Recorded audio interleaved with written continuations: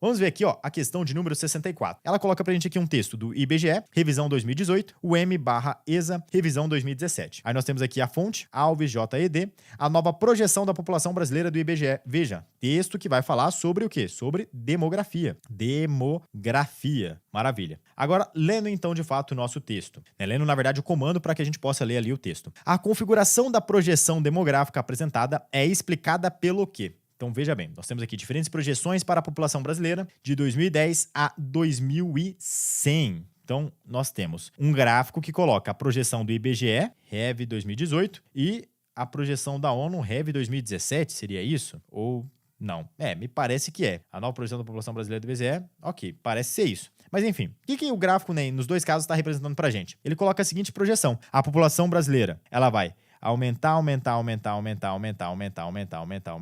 E aí daqui, a partir mais ou menos de 2050, ela passa a diminuir.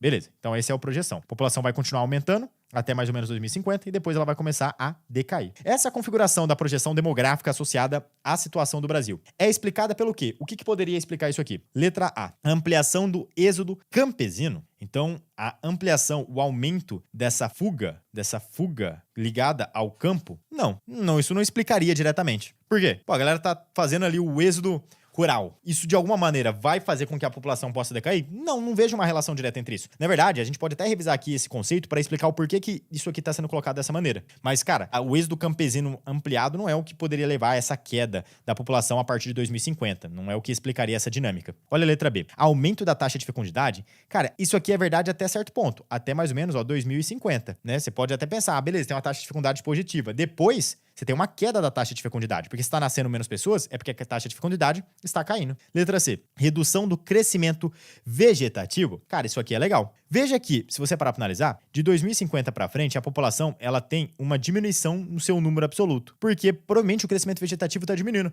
Não é porque, cara, você tem uma dificuldade em garantir qualidade de vida para essa população. Até porque a gente percebe que nos últimos anos, o Brasil está tendo um aumento da sua expectativa de vida.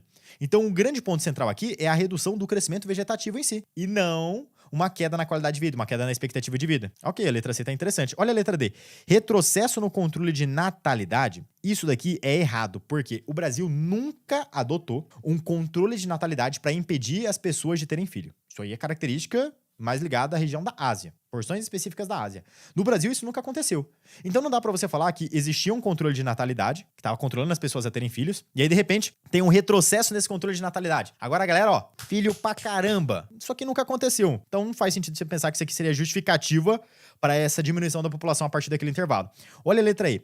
Estagnação da entrada de imigrantes. Cara, também não. Porque o que gera aumento da população no Brasil aqui não é a entrada de imigrante. O Brasil não é um país que recebe absurdamente imigrantes. Não é. Inclusive, é muito difícil, né? Você tem uma pessoa que...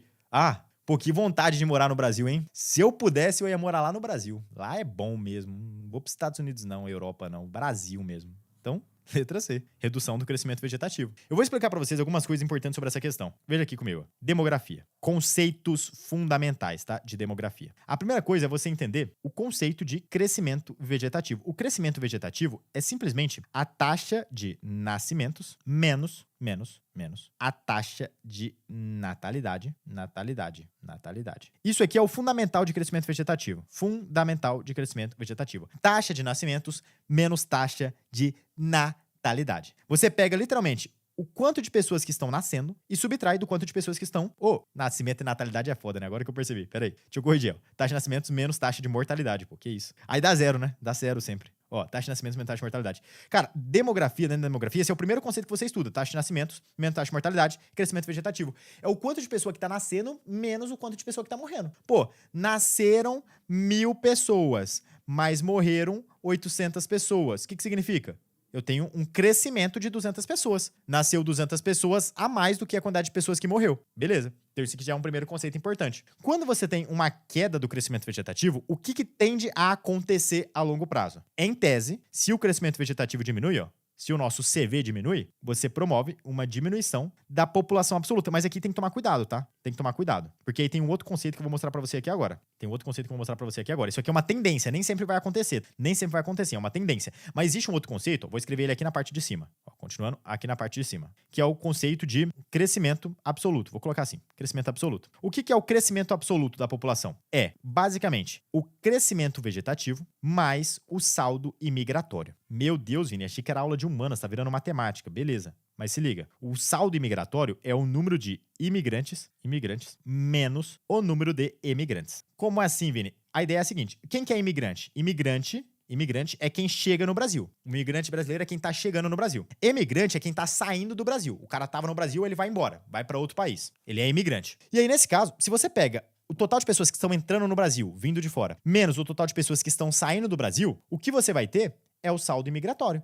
Pô, se de repente no ano entraram 1.000 imigrantes no Brasil, mas saíram 800 imigrantes, a gente aumentou a população brasileira em 200 pessoas. Você tem mais 200 pessoas aqui. Porque entrou 200 pessoas a mais do que a quantidade que saiu. Aí se tu pega o crescimento vegetativo, que é o aumento da população a partir dos nascimentos e da taxa de mortalidade, e soma com o saldo imigratório, que é o aumento da população, considerando somente imigrantes e emigrantes, o tanto que entra de pessoas no país, menos o tanto que sai, você tem o crescimento absoluto da população. Nesse caso, como o Brasil ele não é um país que tem a sua dinâmica populacional sendo dependente de imigração e emigração não são fatores que aumentam muito a quantidade de pessoas que vivem no Brasil, a gente pode pensar que, cara, quando a população começa a cair a partir de 2050, é porque você está diminuindo o crescimento vegetativo. E isso daqui é uma tendência recente do país, beleza? É uma tendência recente do país. Cada vez mais, você pode anotar isso aí, você tem uma queda na taxa de fecundidade no país. Essa queda na taxa de fecundidade acontece por quê? Por N fatores, e eu vou colocar alguns desses principais fatores aqui. Primeiro lugar, a inserção da mulher no mercado de trabalho. Então, o fato de a mulher, principalmente ali a partir do século XX,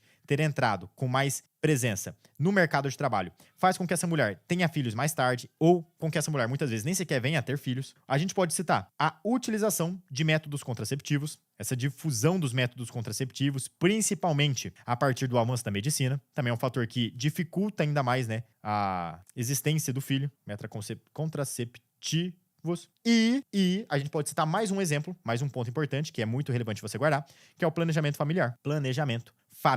Por que planejamento familiar? Porque nós estamos numa sociedade que é cada vez mais capitalista. Então, essa preocupação financeira quanto ao sustento da família acaba sendo um fator que faz com que muitas pessoas tenham filhos mais tarde, ou com que essas pessoas nem sequer venham a ter muitos filhos.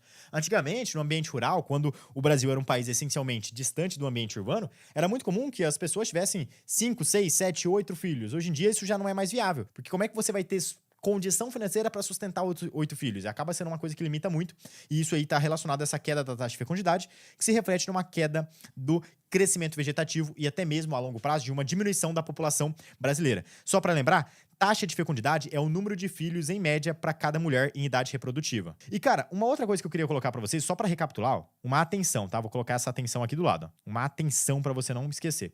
É que nós temos um aumento no país da expectativa de vida. Cada vez mais a expectativa de vida aumenta no Brasil. Se a expectativa de vida aumenta no Brasil, o que a gente tem aqui, ó?